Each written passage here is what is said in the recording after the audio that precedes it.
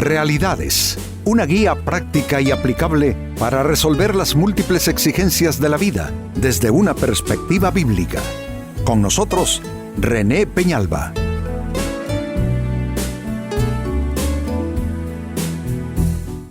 Amigos de Realidades, sean todos bienvenidos.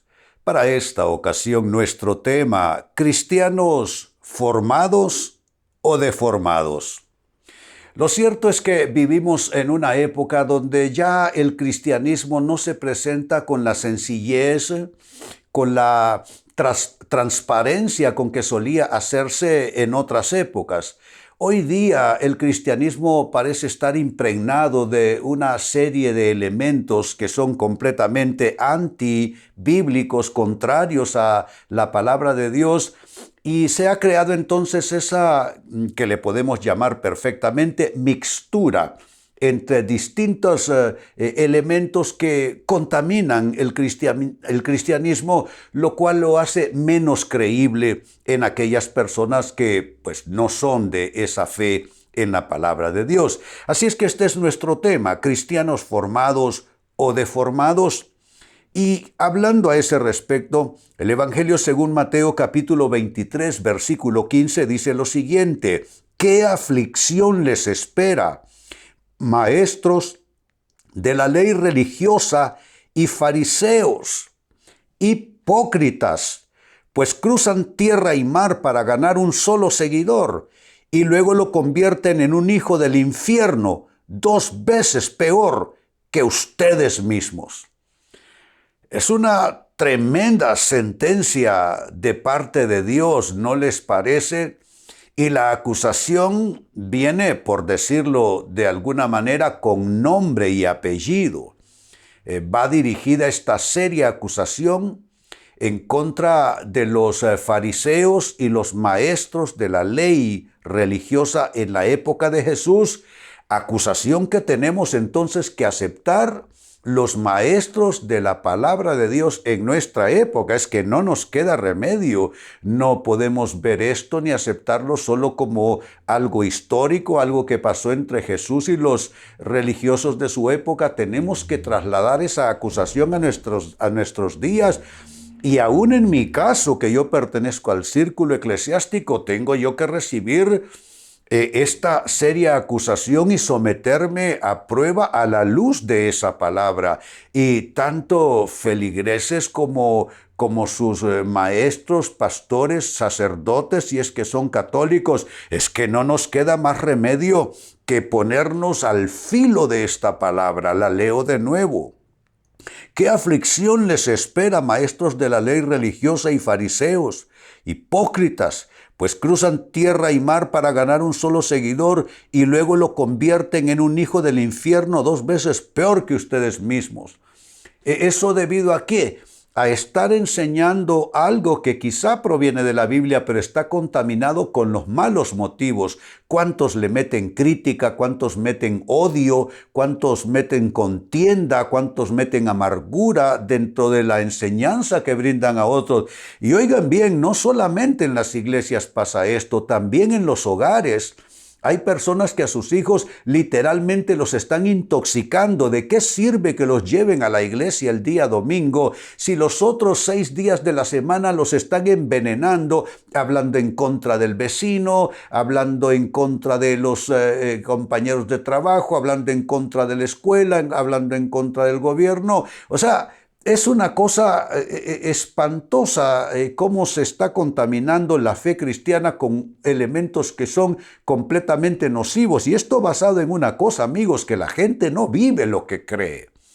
Y aquí se está ofreciendo una aflicción que espera por esta situación. O sea que nos esperan pruebas. Yo me atrevo a decir que el cristianismo está bajo prueba del cielo. No del maligno, bajo prueba del cielo. Porque creo que en mucho le hemos fallado a Dios. Hemos interpolado nuestras actitudes con el corazón y la voluntad de Dios, creyendo que lo que yo siento es lo que viene de Dios, lo que yo pienso es lo que viene de Dios. Y hemos creado una clase de caldo de cultivo que no es nada más que veneno, y la gente no va a beber ese veneno. La gente puede beber un testimonio diáfano, un testimonio claro, un testimonio limpio, pero no, nadie va a beber un vaso de agua sucia. Y mire el resultado: convertir a un hijo, a una persona en hijo del infierno, peor que uno. Yo creo que nadie quiere que sus hijos salgan peor que él o que ella, ¿no es cierto? Pero eso es parte de la sentencia. Esto me lleva a la pregunta: ¿cómo se deforma el cristianismo en las personas? ¿Qué hace que un cristiano, en lugar de ser formado, termine deformado? Les doy respuestas. La primera de ellas: cuando estas personas mezclan ideologías humanas con la palabra de Dios. Con la palabra de Dios debemos nosotros tener sumo cuidado, amigos. Es que dice la misma Biblia que ni una coma, oiga bien, ni una tilde se le puede añadir a la palabra de Dios sin que venga maldición para quien lo hace así. No podemos a la palabra de Dios ni quitarle ni sumarle.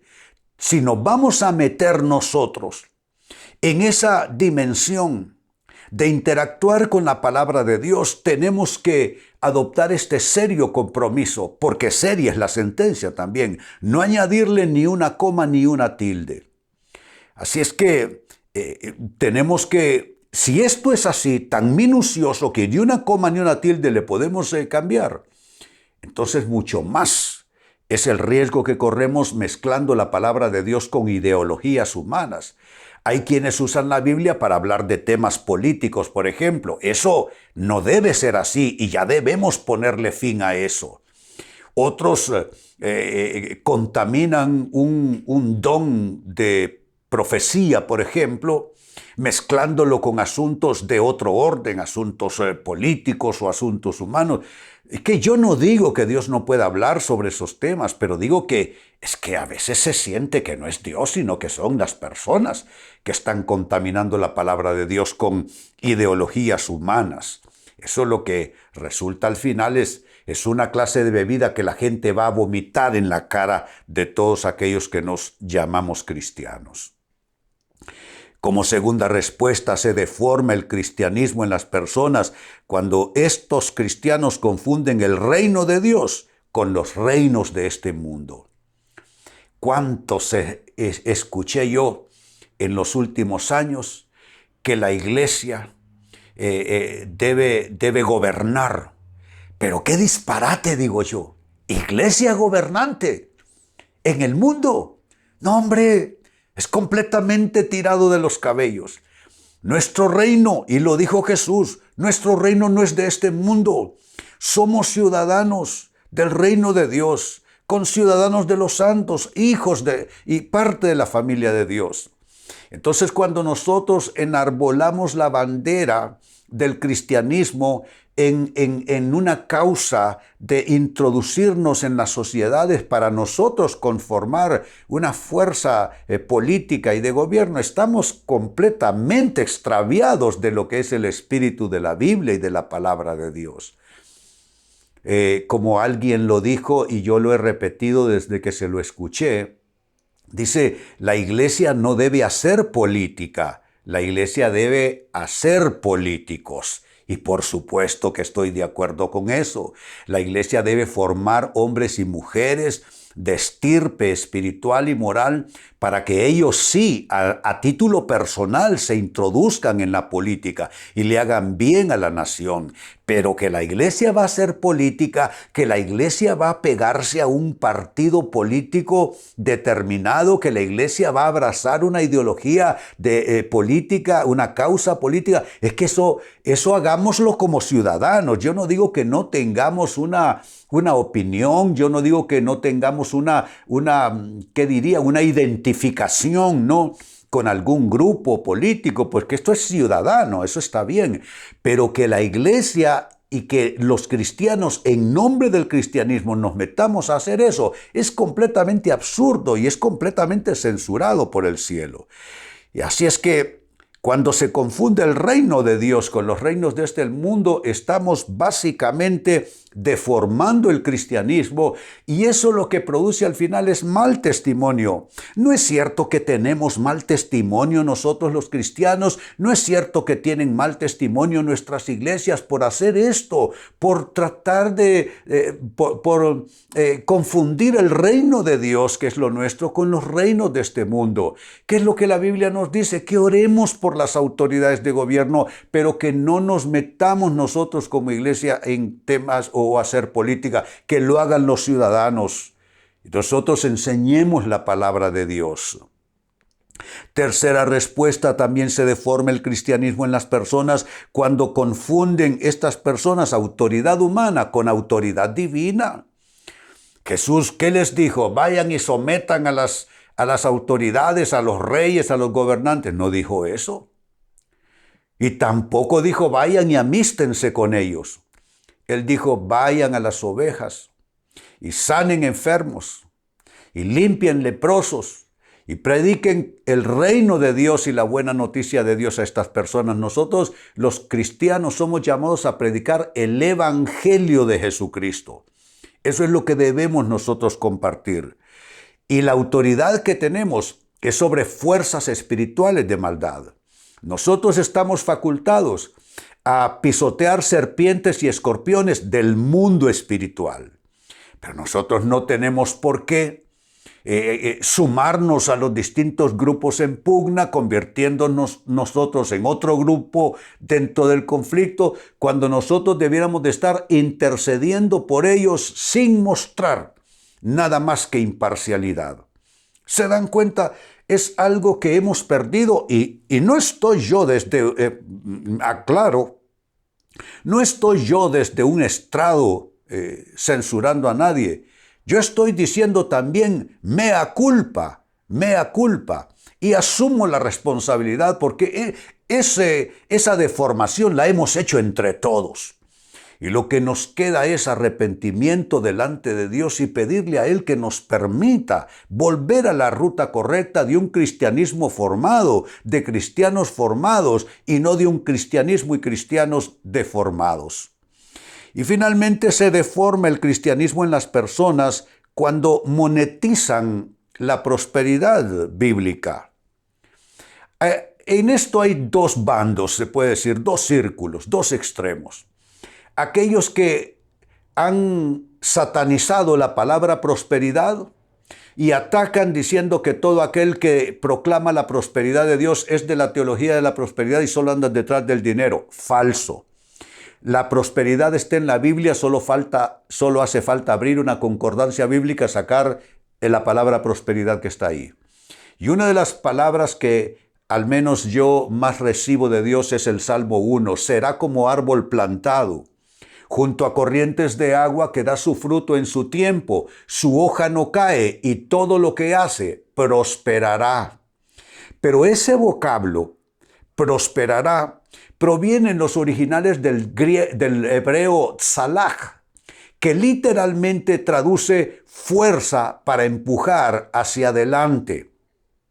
La persona que recibe esa fuerza para empujar hacia adelante en su proyecto de vida, claro que tendrá éxito y prosperidad en todos los distintos aspectos y ámbitos, pero entendido de esa manera. Entonces están los que atacan la prosperidad y la están satanizando, cosa que es errónea y es desconocimiento puro.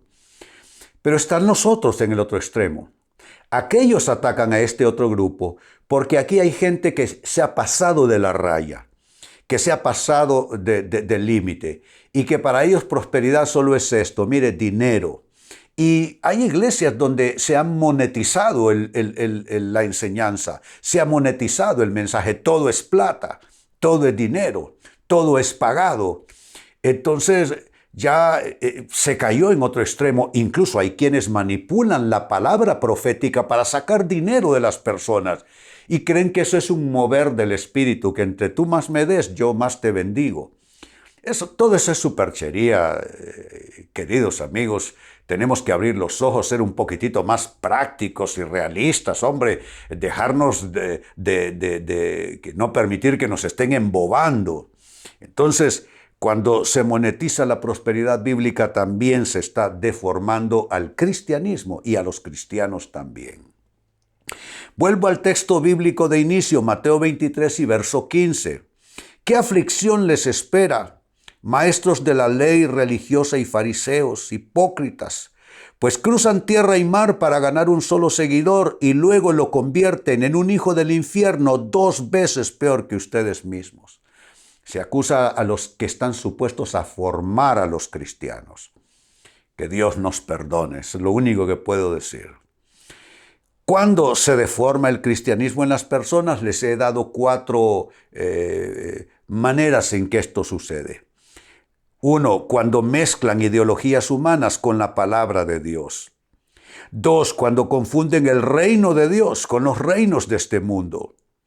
3, cuando confunden la autoridad humana con la autoridad divina. Y 4, cuando monetizan el concepto de la prosperidad bíblica. Amigos, con esto cierro el tema, de igual manera me despido y les recuerdo que nuestro enfoque de hoy ha sido titulado ¿Cristianos formados o deformados?